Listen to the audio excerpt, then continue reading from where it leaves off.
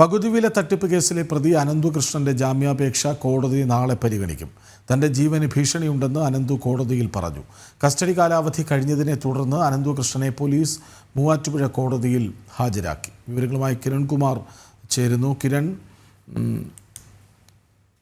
ജാമ്യാപേക്ഷ കോടതി നാളെ പരിഗണിക്കാൻ ഇരിക്കുന്നു. തന്റെ ജീവന് ഭീഷണിയുണ്ടെന്ന് അനന്തുകൃഷ്ണൻ പറയുന്നു. മറ്റു വിവരങ്ങൾ?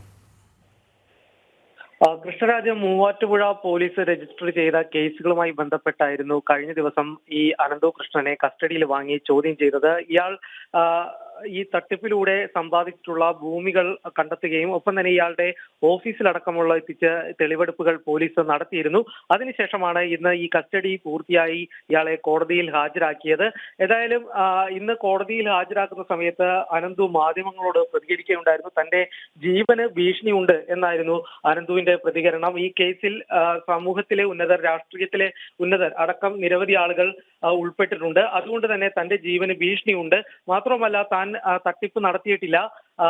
ഇപ്പോൾ ഉണ്ടായിട്ടുള്ള ചില പ്രതിസന്ധികൾ, അതായത് ഈ പകുതി വിലയുമായി ബന്ധപ്പെട്ടുണ്ടായിട്ടുള്ള പ്രതിസന്ധികളും പരാതികളും, അത് ഈ CSR ഫണ്ട് ലഭ്യമാക്കുന്നതിൽ വന്ന കാലതാമസം മാത്രമാണ്. താൻ തട്ടിപ്പ് നടത്തിയിട്ടില്ല എന്നുള്ളൊരു കാര്യമായിരുന്നു ഇന്നും അനന്തു ഏതായാലും ആവർത്തിച്ചത്. ഏതായാലും അനന്തു ജാമ്യാപേക്ഷ നൽകിയിട്ടുണ്ട്. ഈ ജാമ്യാപേക്ഷ നാളെ മൂവാറ്റുപുഴ കോടതി പരിഗണിക്കുന്നതായിരിക്കും.